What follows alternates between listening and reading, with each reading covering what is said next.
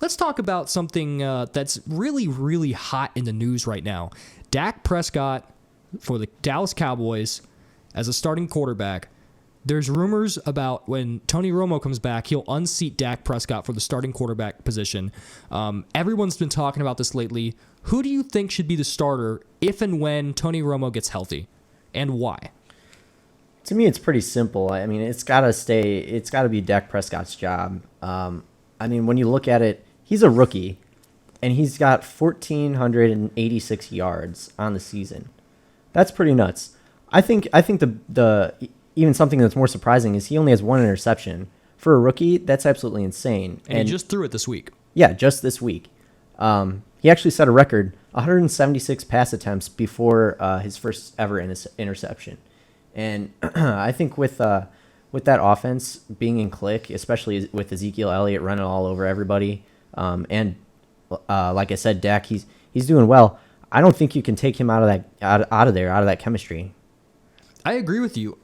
Ezekiel Elliott right now is playing like one of the best players in the NFL. He's leading the league in rushing by well over 100 yards, a healthy margin. And this Cowboys team, like you said, they're just clicking. And here's the thing that was interesting to me. When you look at last year's Cowboys team, pretty much all they lost was Tony Romo. And for a good portion of the season, they lost Des Bryant as well. Mm-hmm. Offensive line was pretty healthy. They had Darren McFadden, who's a journeyman running back, but he finished with the fifth most rushing yards in the NFL. So they had a top 5 rushing attack in the league with Darren McFadden. Thanks to their offensive line. Right, but you get my point. Yeah. Same offensive line, though, with a top 5 rushing attack last year.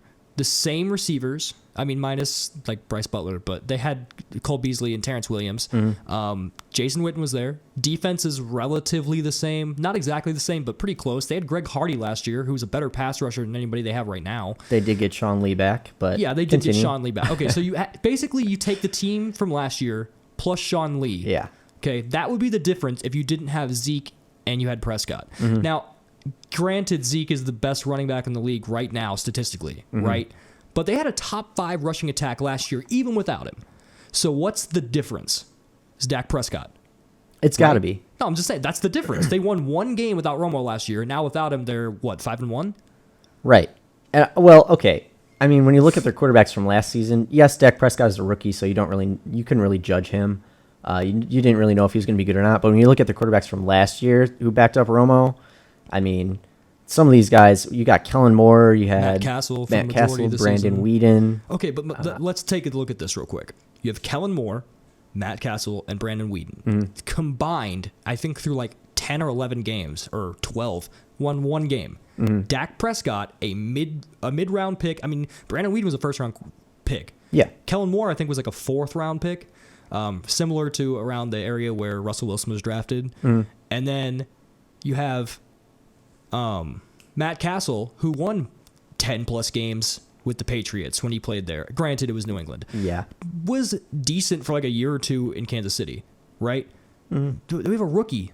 You know what I mean? A guy who no one expected. He was like the 7th or 8th quarterback drafted in this year's draft. No one expected this from him. He came in, and they've won 5 games. 6 out of 6. Yeah, I completely agree. I'm just saying, like, when you look at their team last year, yes, it was pretty much the same team, but they didn't have 2 of their star guys who have emerged this season. Who's that? You said Sean Lee, and who was the other one?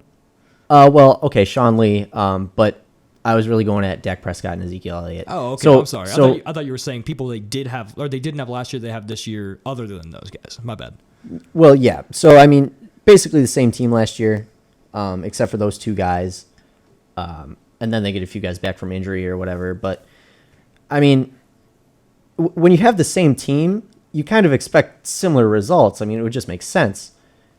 So, with Dak Prescott in there and them getting this many wins this early in his career, like, you can't take him out of that with the chemistry they have now. Because, I mean, you take that out, even if you put Tony Romo in, who is one of the best quarterbacks in Cowboys history, which is saying a lot. Definitely not the best, but one of. Oh, yeah.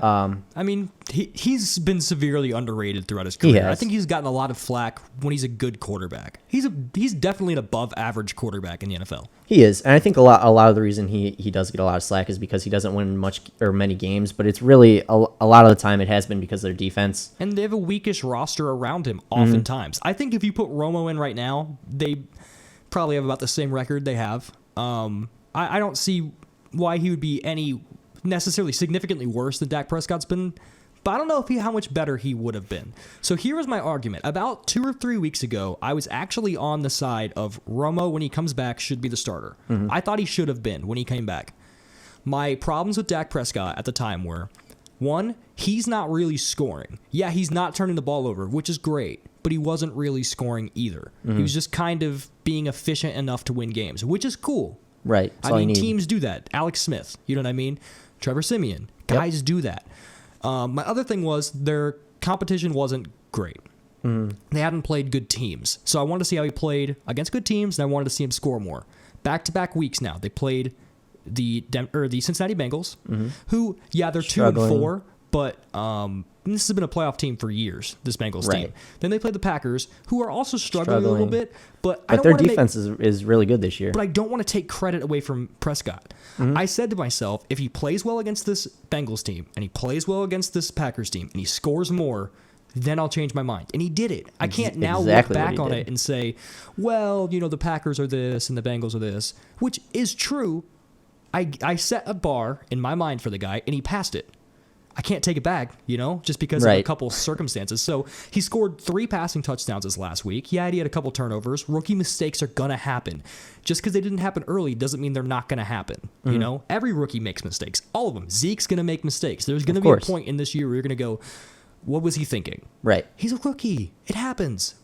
So I am now on the train of let Dak start, because when you get Dez Bryant back there, you give him the best weapon on the team other than Zeke.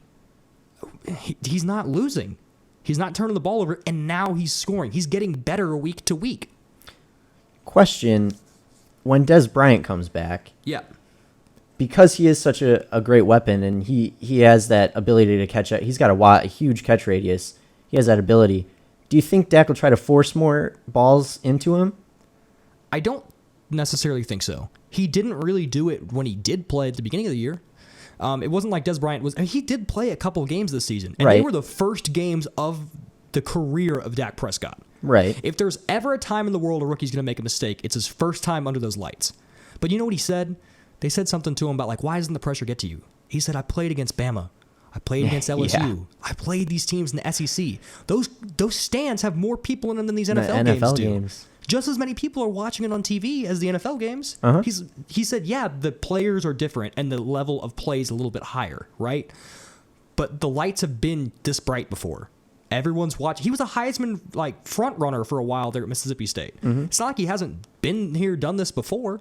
Yeah, I think that's great to hear from him. Just knowing that a guy's going back to the basics and just playing and being able to feel maybe not comfortable, but okay in that setting. That's a good thing to hear from a rookie. Yeah, especially when this rookie doesn't have an elite defense to fall back on. Right. Now, the thing is, you can make the excuses, he has Ezekiel Elliott. And everybody would love to have Ezekiel Elliott. Yeah, he has the best offensive line we've seen in quite some time in football. One of the best I've seen since I've been watching football. Yeah, that's really nice to have. But like I said, he doesn't have a defense to fall back on. Who's he really throwing to? Cole Beasley? Terrence Williams? Guys who would realistically be maybe a 2 on any other team in the league? Yeah. I mean, he doesn't have this go-to guys force feeding the ball to. He's efficient. He's not turning the ball over. He's now scoring. He's winning games. Can't ask anything else from the guy. Yeah. There's no more bars for me to set to say, you need to pass this till I think you're the guy there. He's done it. He passed all the bars I set in 6 games. Yeah, he has done it. I've been very impressed with him, and from the preseason when I was watching him play a little bit, I mean, I liked him a lot. I didn't think he would start over Romo, just obviously because it's Tony Romo. But I didn't think so. Once Romo got hurt, and he was actually playing in real games, and I saw how he's playing, I knew right away that Tony Romo was not going to play the rest of the year. Just because this guy, I mean, when you protect the ball and you get back to basics and you just do what you need to do, Like, that's all a team can ask for, especially out of a rookie. Right, especially out of a rookie. And he's 23. Romo's 36 with an injury problem. Just don't ruin what you have going. If for some reason, a couple weeks from now, things start to fall off the rails, cool. You have Romo. That's another topic. A lot of people have been talking about maybe you should trade Romo. I even heard Donovan McNabb said something you should trade Romo and Dez Bryant. I don't even want to start on the idea of trading Dez. We talked a little bit about it before the show. I think that's just kind of silly because all you're going to really do is just try and make up for the value you lost, and it's going to be hard to do that in the first place. But Romo, what trade value does an injured 36-year-old have in the NFL? Not much. Well, I don't know. I mean, I'm sure you could get something decent for him, but I think... Like what? Let's say like a third-round pick. Is that what you would get? Sure, yeah, that'd be adequate, I'd say. Okay, so let's say you get a third-round pick for him. That third-round pick you use next year could be used on your backup quarterback for Dak Prescott. Could be, because who else are they going to have, right? Mark Sanchez? Okay, good for you. Why trade away an injured 36-year-old with a medium to low trade value when you can bank on knowing you have the best backup quarterback in the NFL if in case a rookie gets, like rookie-itis out there? You know what I mean? I understand that. And I think what you brought up, I think you brought this up earlier when we were talking about it. If you just hold on to Romo for the rest of this season and then you trade him after...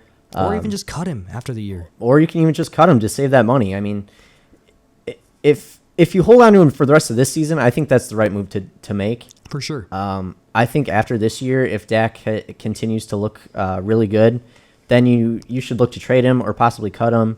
With a third-round pick, you can still get a really good defensive player for that defense that isn't so great. And even if you just cut him, I mean, you'll save a lot of money getting rid of technically your number one quarterback in Tony Romo. Yeah, and if you get rid of him for the money purposes right now, that doesn't help you because there's no big money guy out there to get right now. Right. Unless he's packaged in this trade deal, and you've already ate the cap money for Romo for this season. So there's not really a point of unloading that contract until the season's over. You might as well, because it looks like they're going to make a playoff run, or at least get close enough to get in. Something happens to Dak for whatever reason, injury, bad play, you have a crutch you can lean on, and you're not going to get that butterfly in your stomach feeling when he goes on the field. When Romo goes on the field as a Cowboys fan, you're not going to be like, oh no, here we go. Your first thought's going to be like, okay. Well, we were going to start him anyway. Yeah, we went to the playoffs with him 2 years ago. He was going to be the starter anyway. Yeah. Hey, it's much more comfortable feeling to have a good backup than for what happened last year to happen all over again. Right.